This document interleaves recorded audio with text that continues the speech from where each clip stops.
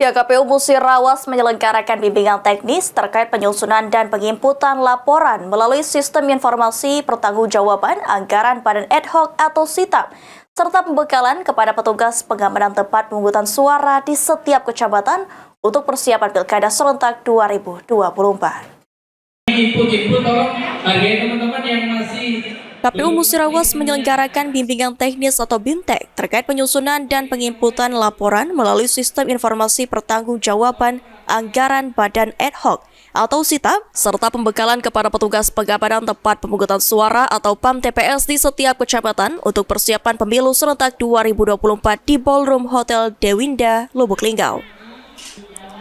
Usai kegiatan, Ketua KPU Musirawas Ania Trisna menyampaikan bahwa BIMTEK ini bertujuan untuk memastikan laporan pertanggungjawaban Badan Ad Hoc di KPU Musirawas dapat disusun dengan baik dan akurat. Anggaran yang digunakan oleh PPK dan PPS harus tercatat jelas dan diinput ke dalam aplikasi SITAP. Aplikasi SITAP dirancang untuk memudahkan pengawasan atas pertanggungjawaban keuangan Badan Ad Hoc. Aplikasi ini terhubung langsung dengan Inspektorat KPU RI dan Badan Pemeriksaan Keuangan BPK untuk memantau progres pertanggungjawaban.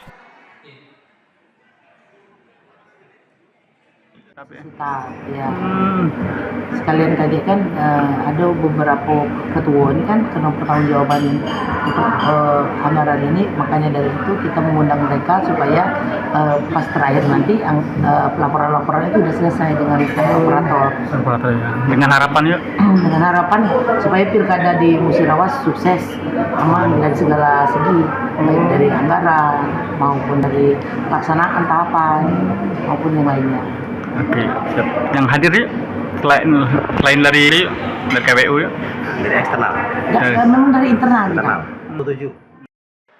Pada hari yang sama dilakukan pembekalan bagi petugas PAM TPS yang bertujuan meningkatkan pemahaman hukum dan kapasitas kerja para petugas pengamanan TPS yang akan bertugas pada tanggal 27 November mendatang. Kabupaten Musirawas memiliki 1.276 petugas PAM TPS yang akan menjaga 638 TPS, dengan masing-masing TPS diawasi oleh 2 orang petugas. Tim Liputan PAL TV.